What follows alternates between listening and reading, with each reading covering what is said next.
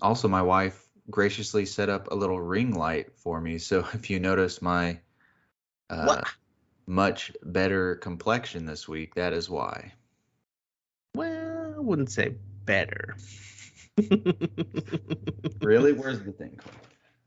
What do you think is better, this or this? Oh gosh, turn it back on. Oh, so much better.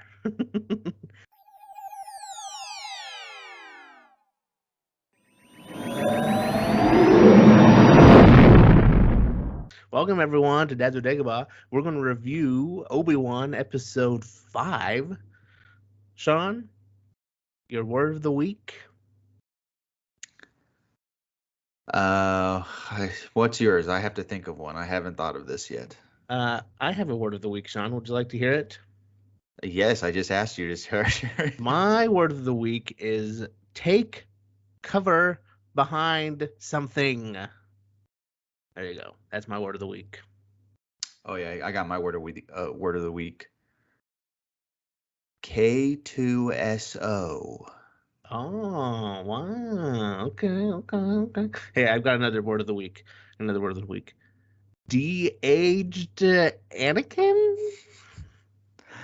Yeah, my word of the week is de-aged Obi-Wan, but not de-aged Anakin.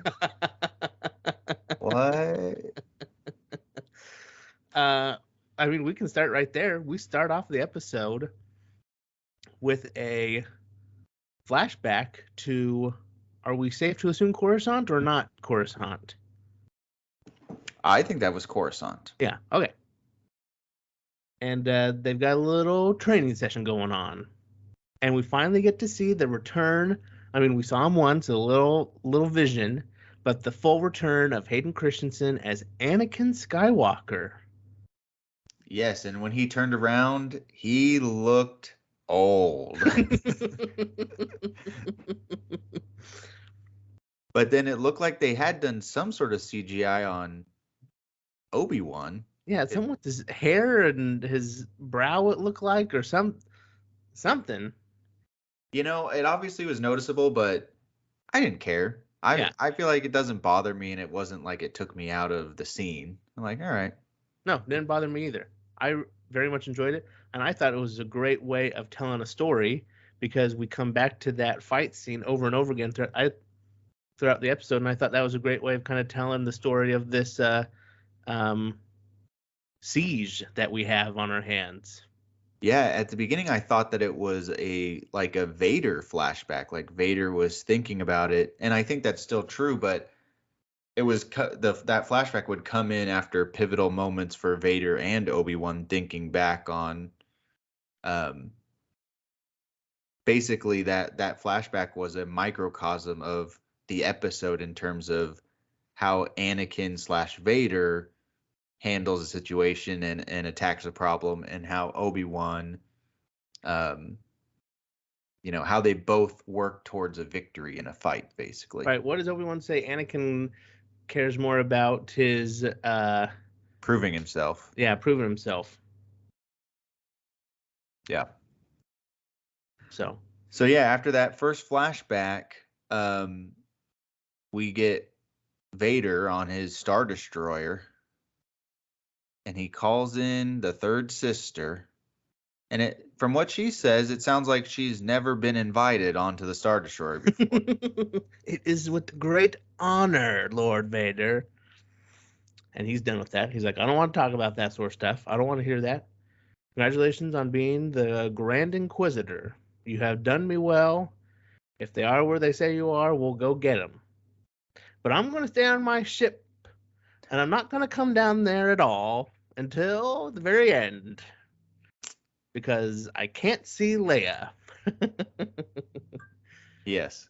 I can't know that Leia's down there. Yeah, so she's made the Grand Inquisitor. And then let me just say, we didn't really start this way because we started with Word of the Week, but I thought this episode was fantastic. Like, this was an amazing episode. I mean, that's the unspoken truth of this week, is this was a fantastic episode. I have some gripes. I know I'm going to get some hate. And then I'm going to watch a whole bunch of Twitter comments saying, if you're griping about this week's episode, you're a ding dong. I'm going to be like, well, I just spent an hour and a half griping about it. But I have a few things, and I think my word of the week may be a clue as to what that is. But anyway, great episode. Fantastic episode. Such a good episode. And so we get Reva becoming the Grand Inquisitor, and then we're into what the people on Jabim are doing. Right. And probably my biggest gripe of the week is a similar gripe that I had last week, which is the Jabim people, the Path people. All of that storyline, I feel like I should be more emotionally invested in, and I find myself not caring about it at all. Why is that? I feel the same way. I care about Leia, and I care about 4 characters really, right? Leia, Obi-Wan, Reva, Darth Vader. Yeah. I don't know why, and why didn't they take her straight to Alderaan? Right. Well, it sounds like maybe it's not that easy of a straight shot. They have to use trade routes at the right time, maybe so that the Empire doesn't suspect. I don't know. But I thought the same thing at the end of last week when they had the tracker. One of the famous mothers of Mandalore, my wife, who actually is sitting in the room right now off camera, she had mentioned like, well, they're just going to take them straight to Alderaan. And I'm like, they would if they were smart, but I don't think they're going to. Yeah. I think they're going to go to the Path People planet, which is exactly what they did. Yeah, because But I felt like there were a few times in this whole little Haja is back. I like him, but ultimately he's not that significant of a character, but I like him. But the interactions between Obi-Wan and Haja and Leia and Tala and Roken, all these characters, I felt like I don't know, the dialogue was a little clunky. It was just kind of like the delivery on some of the lines. I'm like, is this supposed to be like a really epic, dramatic line right now? Or is it was falling flat for me. But at the end of the day, that wasn't supposed to be the highlight of the episode anyway. And so I didn't waste a lot of emotional investment on it. Yeah. But we get little Lola, the droid, going up into the ventilation system and just chopping away wires left and right like a only one wire. Not the thousands that are there, just one. That's true. I forgot about that. Just a one wire. Which closes the door and locks them in. They realize, well, I mean, Obi-Wan has realization that Vader wants him. They can, and I think both sides are kind of saying like the same thing. We can stay here for a few days, but they're gonna come anyway. Vader really just wants Obi-Wan. He's the real prize, right? And Reva can take care of the rest. So they kind of have a little buoy up the area, and they wait around, right? I guess what my question is, if there's a hole that's closed and there's another hole that's open and they're going to come in that hole, why don't you stand there and shoot at them when they're coming? But anyway. Yeah, well, I think one, they didn't until the ceiling door gate thing started closing. I don't think they realized that maybe that's when they first realized there was an Imperial Star Destroyer above them in orbit. True. Right. But I guess my only argument against that would be if they were out there shooting and the ships coming down would presumably have lasers and guns on them. Okay. True. And so they'd probably get mowed down. Similar to last week when the two snow speeders gunned down the entire Fortress Inquisitorius. Yep, the whole thing. Yep. R.I.P. Wade, greatest Star Wars character ever. The Empire lands its forces, and they start a siege of the door, where one person just fires slowly at the door while hundreds of people stand around. Obi-Wan Kenobi realizes, well, no, he gets a message from Bail. We need to talk about that first. Yeah, An interesting message at the door. Yeah. Yeah. And what does Bail say to him? You remember? Yeah, he says, I know we weren't going to send communications because this could get picked up by any Imperial channel ever. Vader's probably watching this right now. But let me tell you the greatest secret of the galaxy over this unsecure network. I'm going to Tatooine. I haven't heard from you in a while, so I don't know if you're dead.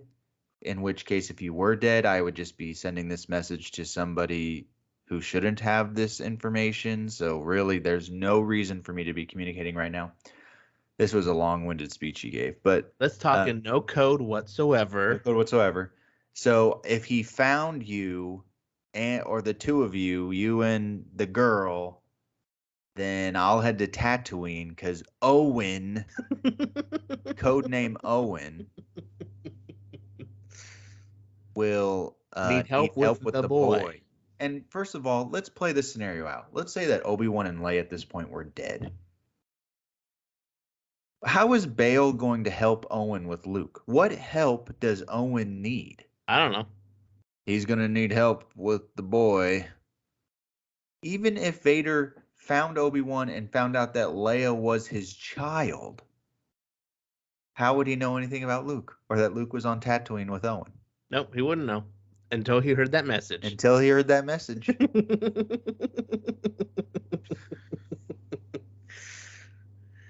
So, and then Tala, while he's finishes the message, and Tala comes in, and again, I actually like Tala was a good character, but gives this kind of emotional speech again about, her reasoning for being part of this little resistance rebel cell, and I couldn't help but think during this, in a real life situation, I think that they would be busy doing other things than just let's have this somewhat forced conversation. I need to tell you something. I have killed children. Look at the notches in my gun holster. I do one every time I kill someone. I probably would have killed a lot more, but after each kill, I have to take like 3 minutes and notch one into the belt before I look back up and reload my gun. Oh, we're in a big rush right now? Let me tell you some heartfelt backstory. That's right. And then Roken crashes the party. He's like, "Oh, we got problems." They all run away. First of all, I want to know, Joseph, if little 10-year-old Leia came over and said, "Get me a ladder," would you appreciate Jedi Master General Obi-Wan Kenobi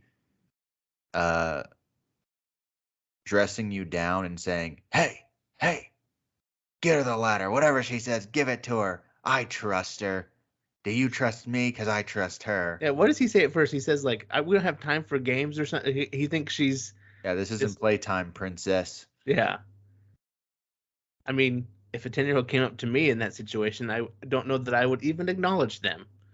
I guess that I just was wondering, is this an intentional, like, supposed to be a character development thing for Obi-Wan, that this is a manifestation of now he does trust Leia because he didn't earlier? I felt like that was one of the moments I was talking about where they were trying to make it like a more dramatic than... Yeah, when would he have not trusted her? Then it came across to me like, all right. I trust her. Oh, okay. Yeah. I mean, the guy has a track record of changing his mind quickly. So he did so last week. Yeah, Rogan, we need to get out of here. I can't help you. whatever you need, I would do it. You got it. You got it. Okay, little girl, what do you need? And then,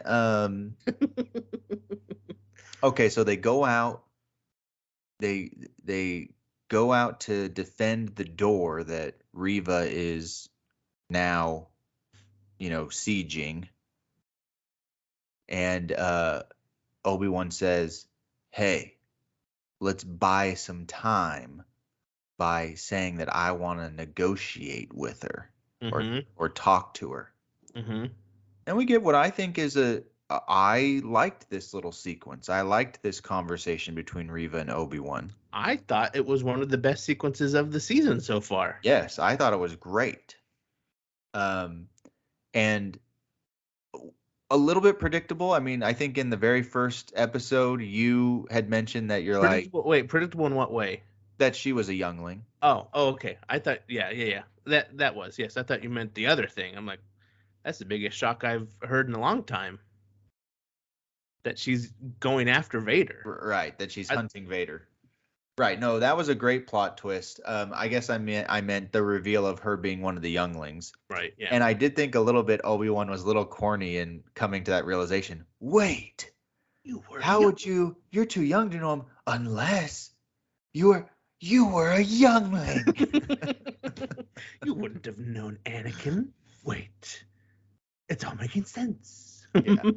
But I did like it because I feel like it's this interesting dynamic now, because I do think that Riva has embraced the dark side. Like, I don't think she's like an undercover Jedi. No, But in her, grief and revenge and anger, she's turned to the dark side. But it's just a good reminder that just because you're on the dark side doesn't mean you're allied with all the other dark side people.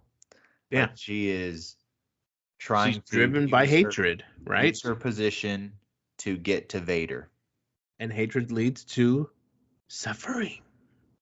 Yes. It did make me question, though, she hasn't had any opportunity before this point to assassinate him. I guess they're trying to tell us that she's never been on a Star Destroyer. Maybe she just doesn't have a presence with him very often. Yeah, so, I mean, we've seen her interact with him via hologram, and then he force chokes her. That's true. And then, she wasn't the Grand Inquisitor. She was just another Inquisitor. It's true. That's true. Maybe we're seeing the most Vader interaction she's ever had in her life in these episodes. She knows this is her chance. I've been kind of confused about these Inquisitors for a long time with this show, about like, they're really not that good. They're kind of idiots. And her especially, I've kind of thought, like, what's going to be her story here? How did she go from youngling in the Jedi Temple massacre to, from all accounts, killing younglings, right? Right. So, and I think this was a fantastic way of telling her story. And I'm still a little confused about, did Anakin stab her once already? Or did Darth Vader stab her once already in the Jedi Temple and she played dead? Did he miss her completely and she played dead? But then, like, Darth Vader at the end says, I remember you, right? Right. How does he say it? Did you think that I would not notice that it was you or something, youngling? I don't know. Mm-hmm. Well, I did see a funny meme just after I finished watching the episode of poor Qui-Gon getting stabbed through the gut and saying, just one more example of Qui-Gon being the only Jedi in the universe, in the galaxy, that can't survive a lightsaber to the stomach. Because everybody is coming back from the dead. Anyone's getting stabbed in the stomach, they're still alive. Kylo, Grand Inquisitor, Reva. probably Cad Bane, but he wasn't. That wasn't a lightsaber. Yeah. So, but yeah, I thought that was a really good conversation between Obi-Wan and Reva. Mm-hmm. And I liked the flashbacks. Again, we get Hayden as Vader in the Jedi Temple. So this is the most Hayden we obviously see so far in this series. Yeah, and I like this part because I think it shows. It seems. I mean, we can see that Anakin is obviously stronger and more proficient at dueling. I guess I would say. Well, just power. I guess is the right way to phrase it, because ultimately Obi-Wan wins in the end. But like, it wasn't easy for Obi-Wan. You know, he had to use different tricks and devices to get out of the situations, right? So we're seeing just, and I think we see the same thing here in this episode. Darth Vader has the power of the Empire behind him, has extremely, good force competency, and it's just can do basically anything he wants to, right? Yeah. And yet Obi-Wan still gets away at the end because he's blinded by his rage. Right. And I don't know, but I'm sure somebody will do a breakdown of those flashback sparring session between Obi-Wan and Anakin. But I felt like some of the choreography is like the same choreography from their episode 3 duel on Mustafar. It looked like very similar, some of the moves they were doing. And obviously Anakin's signature move of just pounding down. Which Luke does, right? Luke does that that's later. what Luke right? does in Return of the Jedi, yeah. Anyway, yeah, so this is the first kind of this conversation with Obi-Wan and Reva is this first kind of, okay, so Obi-Wan's kind of getting in her head a little bit. And saying, hey, we can do this together. And then she's like, really? Do you want Anakin dead? Because that's her goal, is to kill Anakin. And she's like, do you want Anakin dead? And he obviously hesitates. What do you think the answer is? Do you think he wants Vader dead? I don't think so. I think that I don't know. I would say no. Except, I guess he did in episode 3. He left him for dead. Yeah, I mean, he already killed him. Supposedly, in his mind, he already did once, right? Yeah. Yeah, I guess, yeah. I guess he feels like he has to stop him. I can't remember what happens between that scene and... Well, I guess they get through the door, right? She Qui-Gon Jinn's the door and gets through it. And... Oh, this is where the shooting happens. This is where your favorite part of the episode commences. Well, okay, but before you say the bad tactics, the door opens and Obi-Wan's flexing his force muscles a little bit and just this poor Reva. She is getting manhandled by the force from these Jedi Masters and Sith Lords. She is getting force pushed all over the place. Yeah, she doesn't have any. Yeah.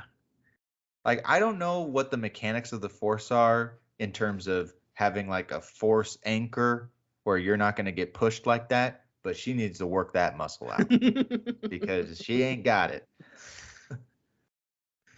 But yes, the door opens, and then I did feel like at this point she got pushed back, but then she kind of started moving up, and then every subsequent scene she seemed to be farther and farther back in the crowd. Yeah, I was still trying to make her way forward. Yes, I'm like, where is Reva? She should be at the front by now. But then the next scene, she's like, there's 50 stormtroopers in front of her. I'm like, what's going on right now? Where they previously moved out of the way for her, now they won't let her through. Right. And here's my listen. I understand this is a Star Wars show. I totally get it. But can we have some competency? It was the same thing with the Book of Boba Fett, with that extended gunfight in the streets of Tatooine outside the blown up cantina thing. What was it? Paradise? What was it called? Yeah. Yeah, wasn't it? Yeah, what was it? Paradise or the Sanctuary? The Sanctuary. That's what it was. Get behind some boxes, first of all. Don't stand there straight out in the open. Obi-Wan's out there like deflecting, and Roken is almost standing in front of Obi-Wan. I'm like, what are you doing? Hey, your blue lightsaber is kind of affecting my field of vision here. Can you move out of the way? I gotta shoot at these guys. Like, stand around some of these corners that you have to your advantage and just it doesn't seem like there's any ammo shortage ever. Just fire aimlessly around a corner. Anyway, can I say that Tala later in this episode reveals that she has a thermal detonator? And I was like, why don't you guys just go into the hallway, wait until they all come into the bottleneck, click, click, and throw the thermal detonator? Like, I don't get what the military strategy was on this thing. And what I did appreciate, though, is a few times Obi-Wan seems to be a little off balance, and he's like on one foot, like flailing away with his lightsaber. And I was like, what is he doing right now? He's like, oh gosh. Okay, I got it, guys. Go on, retreat. I still got it. The thing is that when the door opens, he almost immediately says, fall back to the second position, and I feel like nobody obeyed that command. Yeah, everyone just stood their ground, which I guess is admirable, but fall back, my people. Fall back. And can I just point out, there was one, I don't know if you caught this. Tala, she did get shot. Did you see the other person who got shot? Because I was kind of thinking, like, these stormtroopers, I thought they would be like Darth Vader's, like, elite stormtroopers, right? You would assume. Maybe not. Maybe that's a bad assumption. But anyway, they couldn't hit the broadside of a barn. And I know that's the joke, right? But the poor person, there was only one other person that I saw got shot. He got shot at point blank range, straight in the gut. And he's just like, oh! Like, that's the only time the stormtrooper can hit someone is from 6 inches away. Correct. Well, there was another lady that got shot and Obi-Wan like dragged her away. Right. Oh, did you already say that? The other thing that I thought was interesting was obviously lots and lots of stormtroopers, and they still had that heavy gun.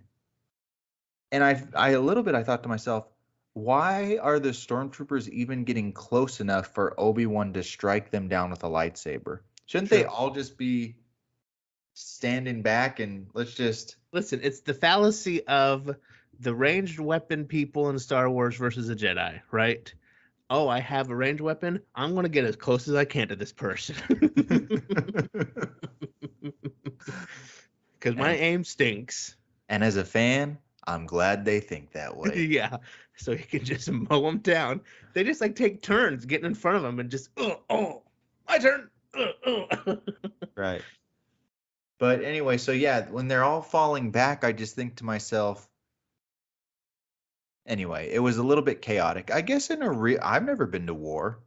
That might be realistic, that it just, everything breaks down into chaos. True. But I would stand behind something. Right. So they're falling back still, and then, our boy, the loader robot droid, aka K2SO, I guess we could call him Silent K2SO. Yeah, doesn't speak. And Tala are making their last stand there. And a little Lando Calrissian with what's her bucket? With L3. L3 moment too. I did say when he went down and Tala's just like looking up at him so longingly, I'm like, how many people in the Star Wars galaxy have an emotional relationship with droids? I think we're establishing a pattern that it must be common. I guess so. And I'm not upset by it, but it's just interesting that I'm like, I guess she was already shot at that point. But even what does L3 say? L3 says, "Oh, it works." Yeah. Isn't that what she says? It's so weird. So maybe Tala likes the strong, silent type. But again, why doesn't she just roll the grenade or throw the grenade? I've never been in a situation where I have been mortally wounded, so I don't know how I would react. But I feel like I think Tala maybe gave up a little too easily.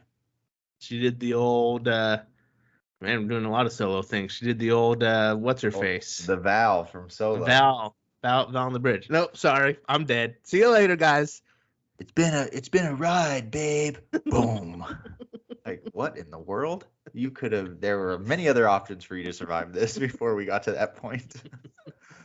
And I'm like, if I was Tala, I'd be even just army crawling or just rolling towards the door, and Obi-Wan's kind of right there. Get that lightsaber out, Obi-Wan. Start doing your little deflecting things while I am rolling towards the door here. But alas, that was not the case. No, it wasn't. R.I.P. She was a good character. They get to what I didn't like immediately following her death. We go back to the main hangar, and it's joke time. It's, what's the Jedi's name? Haja. Haja talking to Leia. Are you done yet? I'm still working. She's still working. Like, oh, we're back to happy-go-lucky time, huh? They have no idea what's just happened. Anyway. Yeah. And obviously they can't linger on that death for a long time, but it was just kind of very abrupt change, I felt like. yeah, they can't linger too long, but I also felt like while things were kind of fast paced, at a certain point when we got to this point, I thought Leia's been up in that vent for quite a while. Longer than an hour. Lola has been able to hide in this little cord jungle for that long. Like, come on, Leia, use the Force or something. But again, we get this conversation with Roken and Obi-Wan, and then Obi-Wan.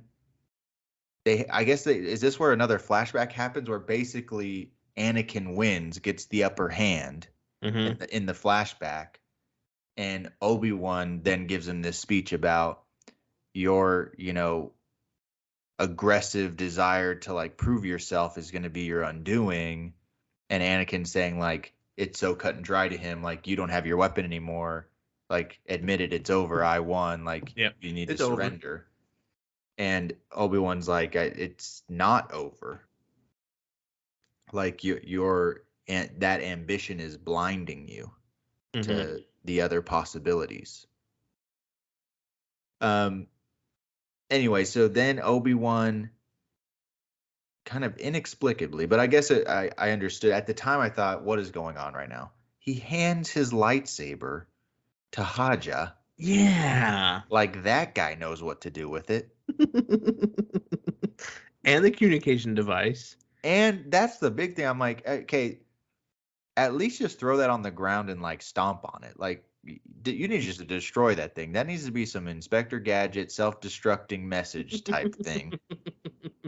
Like, why is Haja getting this communications device here? Extremely super secret. No coded message whatsoever. Some of arguably the most classified, sensitive information in the galaxy. Hey, don't push play. Hey, you're a con man that I met, and we've spent maybe 15 minutes together total in our entire lives. I trust you. Do you trust me? You better trust that girl up there. The secret of the galaxy, for sure. And also, you're now Leia's guardian. Get her to Alderaan. I'd be giving that to Roken before I gave it to Haja. I'd be giving it to any one. There were families in there. Mm-hmm. Give it to an actual father who has children and is a responsible adult. That isn't a con man.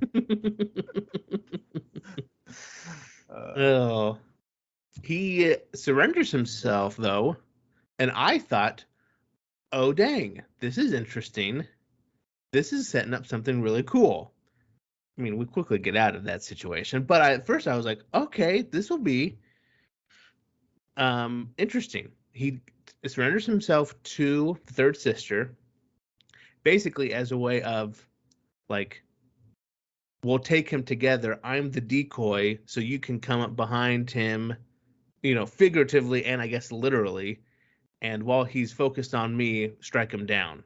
So I guess now we do know he does want Anakin dead, Darth Vader dead, because he understands that's happen. Right. I was a little surprised at how loudly they were talking. I mean, we talked last week about how they kind of say their plans out in the open with everyone standing around them. But anyway, no one hears me right now. But anyway, totally fine. What makes you think that he won't see it coming when I try to strike him down? Meanwhile, in the background, the stormtrooper's like, Lord Vader, I just overheard Reva is planning to strike you down. She is now on Obi-Wan's team, so proceed with caution. There's obviously something weird going on here.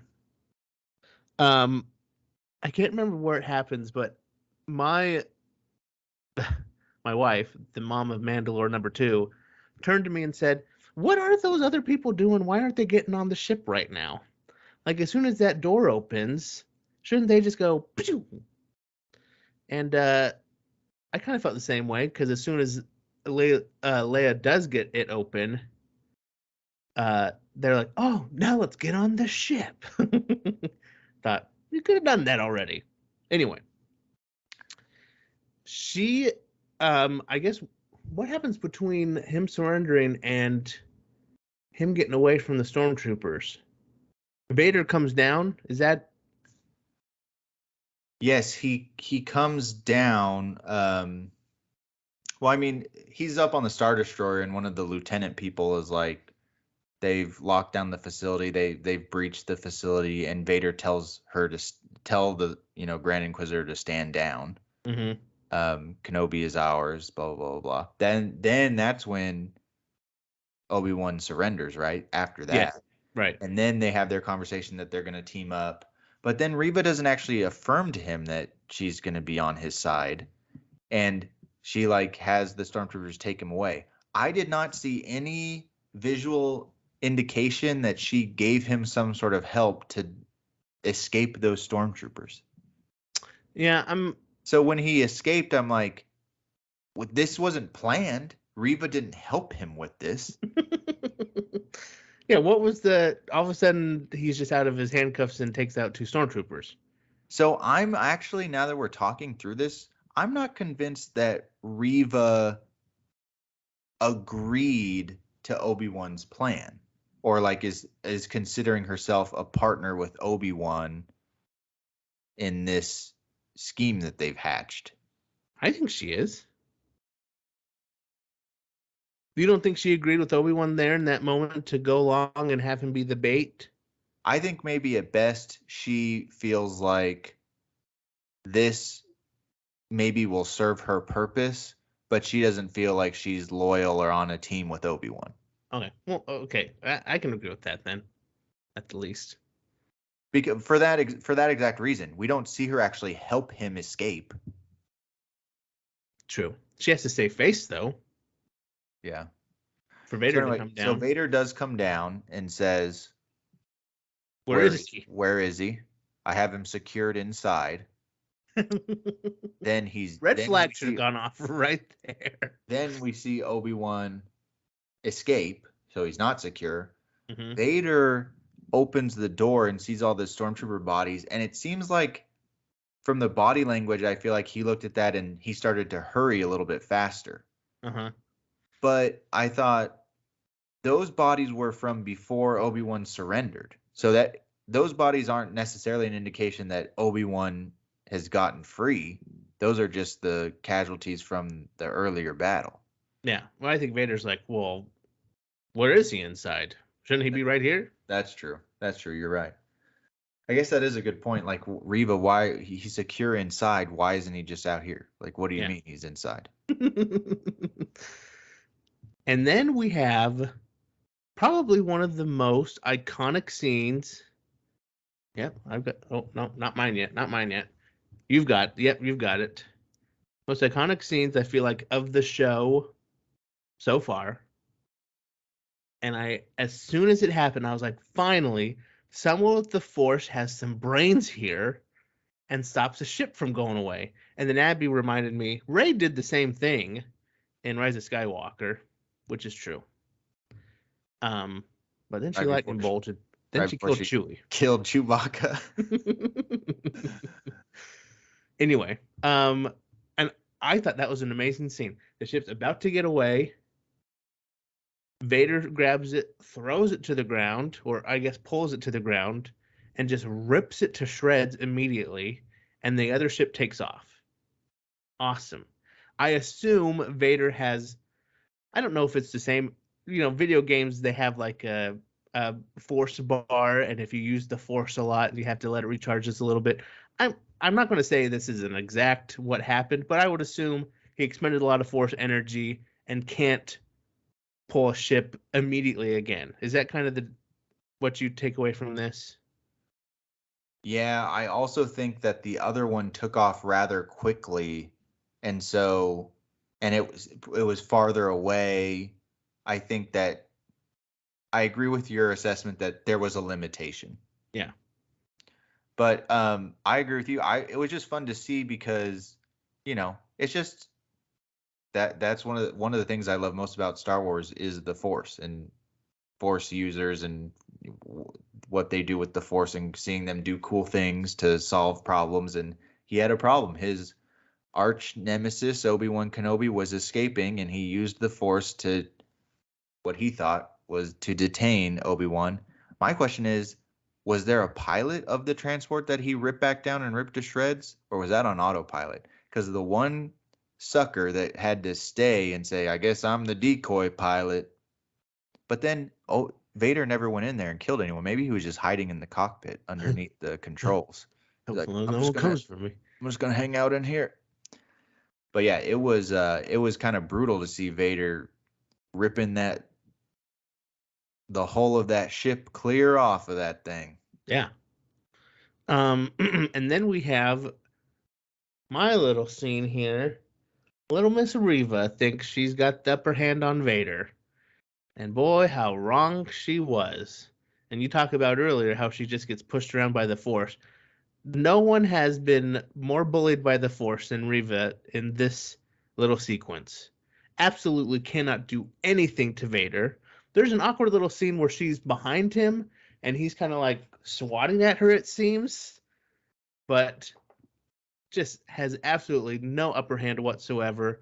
And at first, he just fights her with force pushing, which was a little like a velociraptor. Chris Pratt doing the velociraptor little thing, but it's just too easy for him.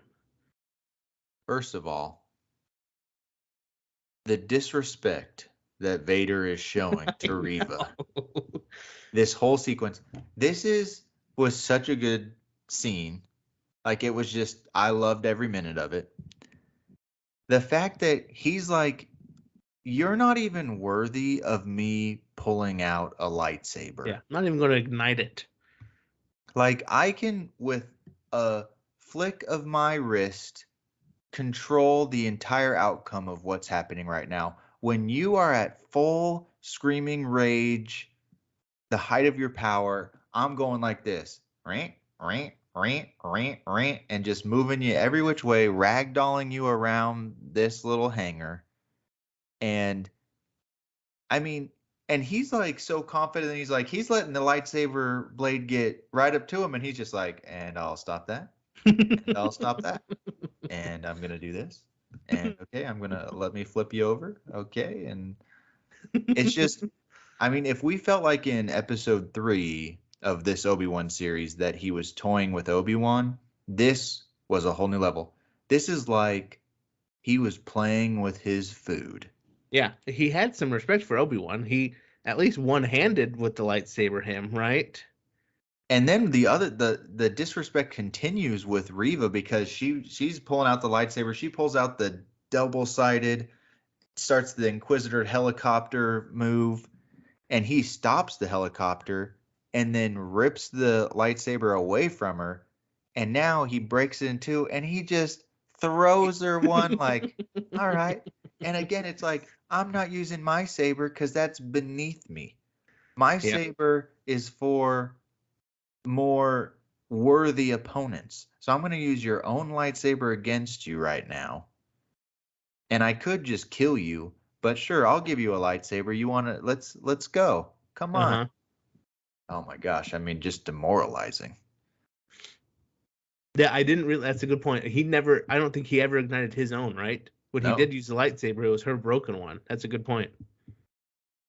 I was a little bit worried that he was going to do a little Ahsoka double-handed light. I'm like, I don't know if I want to see Vader do that. And then he talked. I'm like, okay, cool, yeah, okay, let's see what's going to happen. For the briefest of moments, I thought we were gonna get a Dooku homage where he was gonna behead her Dooku style. And Do I was like, oh, he's going back to the muscle memory there on how to execute somebody. Grand Inquisitor walks in. Do it. Do it. But yeah, so then she's down on, her knees, clearly defeated.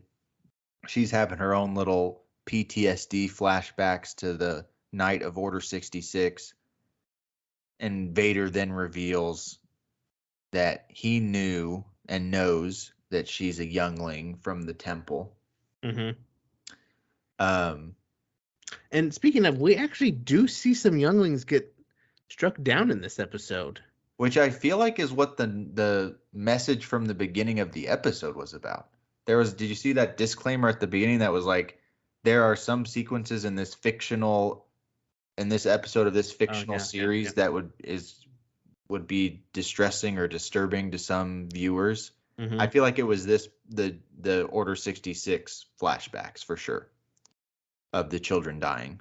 Yeah. And I even made a comment when it was happening, because it's obviously a flashback. It's Hayden again, and I'm like, wow, they are once again showing him killing a child on screen. Yeah. I mean, it was, I would say, even more graphic than episode 3. I think episode 3 is worse, to be honest. Because it's the implied, or what? Because we never see him actually use his lightsaber against a child. I don't know that I want to talk too much more about this, but I just think episode 3, Revenge of the Sith, has a worse scene, even though we don't see anything. The implication and Well, both are very dark. Yes. And I guess all I'm saying is I was surprised we saw what we saw in this episode. Oh no, I agree. But I think, necessary or not, it told the story of why she has so much hatred, right? Right. He killed her only family. But we now realize that this is the second time that he has impaled her with a lightsaber. And apparently it will be the second time that she survives such a wound. She's invincible. We talked a couple weeks ago about how they've changed her ending so that they could have a second season. Do you think this is it? Do you think she was supposed to die here originally? I don't know. We can speculate, but it's hard to know because there is one more episode left. Right. And there's a few loose ends and cliffhangers from this episode that make me wonder what's going to happen. Especially now that, well, let's not get ahead of ourselves. So she stabs him, and then the reveal is that the Grand Inquisitor comes back out, which they don't explain at all how he's there or alive. He says, we're going to leave you the same place we found you, in the gutters of the street, right? Right. So riddle me this. Did Vader know this whole time? Was he just toying with Reva by making her Grand Inquisitor, and he was like, I'm making you Grand Inquisitor, but I don't really mean it, and you're going to die today. I'm going to end up killing you. I think so. You're not I think win or lose, if he got Obi-Wan, he would be done with her.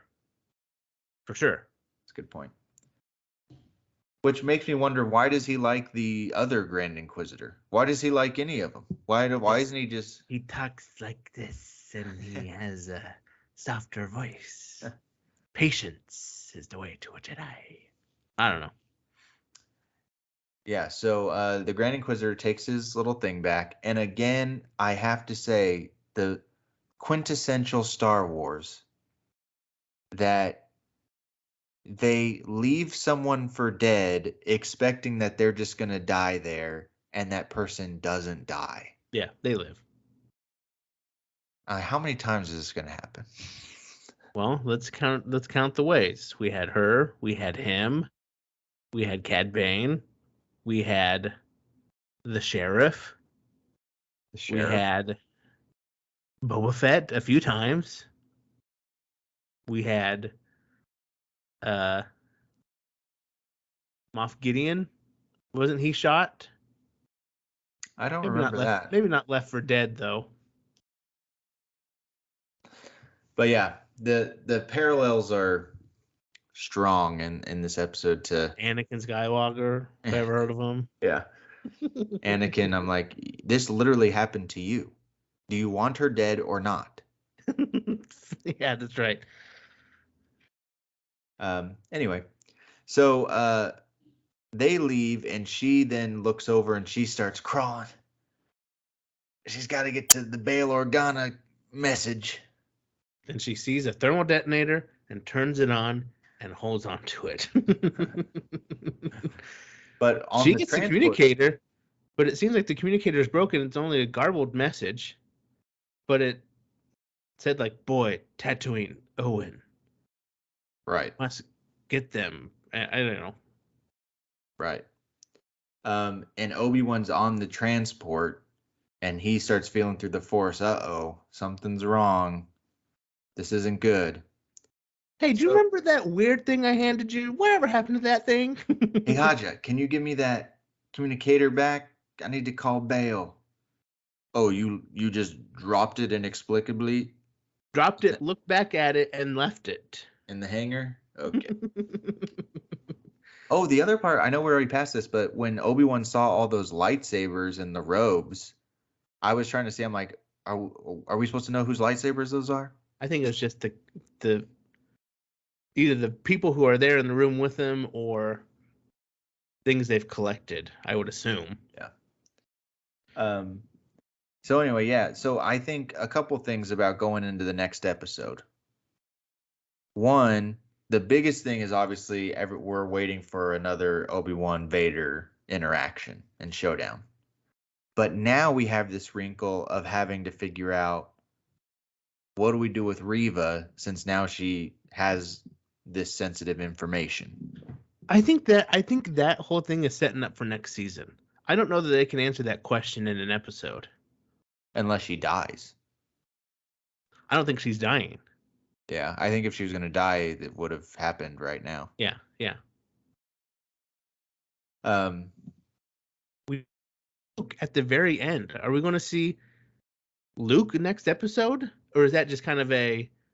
Well, I guess what was the point of that little shot? Because I was like, oh dang, are we going to? Because the whole the rumors I heard was we will have a lot of Leia, very little of Luke, and so far that's been true. But now I'm wondering, have they been saving him for the end? I don't know. Or maybe he's going to be the main, episode or season 2. Maybe so. And maybe this is setting up that Reva will be the antagonist, but she's had this falling out with Vader, so Vader's not concerned with what Reva's doing. But Reva goes to Tatooine, and Obi-Wan and Reva are on Tatooine having to fight each other or something. I don't know. Oh dang. But yeah, the biggest thing is we've got to have this duel. We've got to have the Vader Obi-Wan show. Is the duel gonna happen in space? Because they say our hyperdrive is broken and they're following us. That's true. We got a little Last Jedi going on here. Slow speed chase through the galaxy. Love it. Yeah, I don't know. It might happen in space. Maybe this is gonna be a boarding party again. Yeah. Where they're gonna get caught in a tractor beam and go up into this Star Destroyer, and they're gonna have to hide in the smuggling compartments.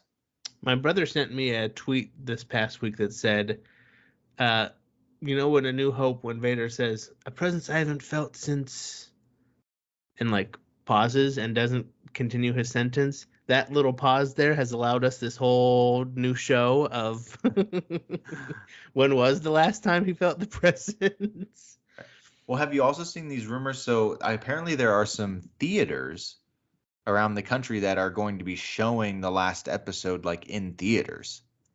And the rumor is that the runtime is an hour and 33 minutes for this final episode. What? That was a rumor I saw. I've seen it a Today? couple places on Twitter, yes. I don't know if it's We're making true. a trip to Little Rock, Sean Gilmore? We're making a trip to Little Rock, Arkansas? Dads of Dagobah reunion tour, Star Wars Kenobi episode 6. It's been 2.5 years. It's been 2.5 years since a movie was in theaters. Yeah, I don't know. I would be ecstatic if it was a long episode like that. Again, I sent you a little thing on TikTok about some, the whatever podcast that is, those guys talking about the 6-episode Disney Plus formula. I feel like even with Obi-Wan, this series has been great, but they could be doing more, I feel like. They could be doing longer seasons and longer episodes. You want more Frog Lady? Because that's how you get more Frog Lady. Well, that's how you would get, I feel like, you would care more about the Path people and those characters and Tala, and I just wish we had more Uncle Owen and Aunt Beru. you would That's get what more of that. I know we had to get off Tatooine. I totally understand we had to get off. And I think we spent a good amount of time there. But I still think it would be, and maybe this is season 2, like you said, him more on Tatooine protecting the boy from non-Vader dangers, right? I mean, you know what this could be? It could be that he fights Vader in space. They somehow escape. They take Leia back to Alderaan, and he says, "Okay, mission accomplished. I'm going back to Tatooine." And he shows back up on Tatooine, and who walks out of the Lars homestead? Reva, because she beat him to Tatooine. Having a little napkin on. Oh, I just had the most interesting lunch with the Beru and Owen. Yes. They're so nice. Yes. And Owen and Reva obviously have already had a run-in in the first episode. And so maybe the actual climax of the whole series is battleground on the Lars homestead, Obi-Wan versus Reva, and he puts her down. Yeah, I guess I don't know how a second season would, if we got so much Vader in the first season and we get no Vader in the second season, how that would go, Yeah, that's true. Looks like I gotta get off world again. Leia was kidnapped again. Or maybe that's why they're setting up this path, is now he cares about more children and he's just going to be a little child helper. Whenever a child's in danger, I'll be there. Yeah, maybe. I don't know. Well, in any case, this was this fantastic episode. Best of the season so far? Better than episode 1? I think it was the best episode. Okay, I want to do something fun. End of the episode. We're wrapping it up. Let's do a little over-under here. Qui-Gon. We seeing him next episode? Over-under at 70%. Over. I will take that too. I think we're still seeing him. They've set it up. There's got to be a payoff. They set it up so hard in the first 2 episodes. Yeah. And then it's kind of fallen off. We haven't heard anything. But come on. Like, you can't set it up like that for nothing. Like, what a slap in the face. Over under. Do you remember the what were they? The anime style cartoons where the twins fight on the deck of the Star Destroyer? Yeah. Are we fighting on the deck of the Star Destroyer? Over under 30%. Under. Okay, I'm taking the under there. Okay, interesting. You got any for me? What are you taking the over on that? No, I'm taking the under too. I'm taking the under. You're acting like, oh, okay, oh, interesting. Oh gosh, under, geez. Like, who is taking the over on that? Over under Obi-Wan wounds Vader to the point of debilitating Vader. and Define debilitate. incapacitating him. That he definitively wins the duel by incapacitating him in some way. Over under 50%. Over. I'm taking the over on that one. So you don't think it's going to be some gimmicky thing where he bests him, but there's a fire in between them? Kathleen Kennedy said it's the rematch of the century. Need I remind you, a century is 100 years. Star Wars has only been out for 45. So this is the rematch of anything in Star Wars ever. Yeah, I feel a little bit like, obviously I've learned many times going into a Star Wars experience that if you set your expectation for a very specific thing, you'll probably be disappointed. But it has to be good. It has to be. But I would like, my preference as a fan, and if it doesn't happen, I'll still like Star Wars. But my preference as a fan would be to see Obi-Wan definitively win and it not be some kind of gimmicky thing that they were evenly matched or even Vader had the upper hand. Would you say Yoda getting away from Palpatine in the Senate room was kind of gimmicky? Is that kind of what you're in? Well, I would say Yoda lost. Yes, but in kind of an odd way. Yeah. It wasn't like a finality to it, right? Right. Well, I think like even in episode 3 of this series, the ending of that duel was kind of gimmicky. Yeah. That all of a sudden there's a huge fire river, and so Vader can't use the Force to put out the fire or what. It's just like, well, I guess they can't keep fighting now. When really you're like, Vader could do something right now to keep fighting, right? But he's a showman. They use some sort of plot device to like stall the fight. Yeah. So if they are in space in the Star Destroyer, I don't want to see Obi-Wan like breaking a window and Vader gets sucked out into the space. General Grievous style, huh? Right. So I was saying, if I didn't know the rumors about season 2 being possible, I would say this would have to be a definitive victory for Obi-Wan. With there being a possible season 2, I don't know. But how long can we keep this little charade going on of Vader and Leia, you know? Yeah. Maybe if they would have made this like an 8 or a 10 episode series, standalone series, then you could explore some of those things. But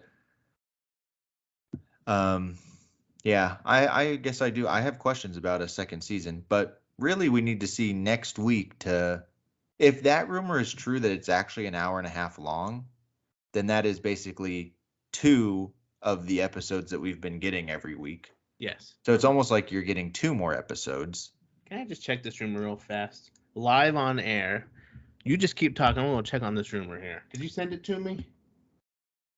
I don't know where it was. It was just on Twitter. I saw it. Yeah, so I feel like the big things that we need to see next week are the Vader Obi-Wan showdown and what Reva is going to do with the information that she now has. I'm not sure there's any other question left unanswered on this. I mean, obviously we need to get Leia home safely. Mm-hmm.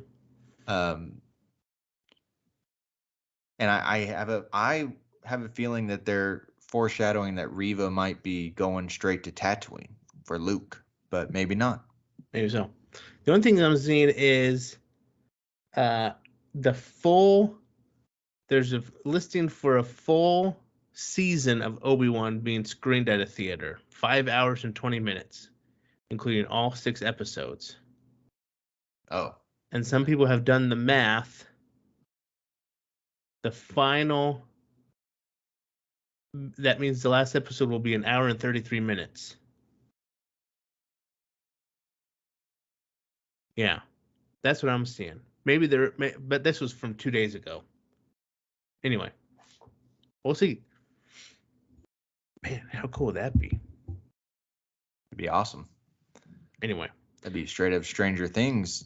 I know, right? I mean, look at Stranger Things if we want a template here. We got how many episodes? 7 episodes in that part 1, and they were all like over an hour long. Fantastic. And it's been fantastic. So with the right writing and character development, like, you can make it happen. Yeah. I think they spent a ton more money on Stranger Things than they did for Obi-Wan, for sure. Anyway, there's one more episode, guys. Next week is the finale. We don't know if it's series or season, but it's the finale of this part. Six episodes, and we're going to see Qui-Gon next week. Mark it down. You heard it here first. Force Ghost Qui-Gon. And let us know in the comments, are you a little bit upset that they showed Vader as such a weakling in this episode that he could only barely struggling to pull down that transport, where his non-canon apprentice Star Killer in the Force Unleashed video game could pull down a full Star Destroyer with the Force? Come on, Vader. Why are you struggling so much? Well, leave us other comments. Any other thoughts you may have had about the episode. Tell us if you liked it, didn't like it. We know you liked it, so don't lie to us. And with that, Sean, this has been The Way. We have spoken. And we'll see you. That was a good paraphrasing of "This is the way." This has been the way. Trademark that. That's a Dad's Dagobah trademark slogan. This has been the way. This has been the way, and we have spoken at once upon a time. We'll see you next time on The Dads of Dagobah. Dagobah. See ya. Bye.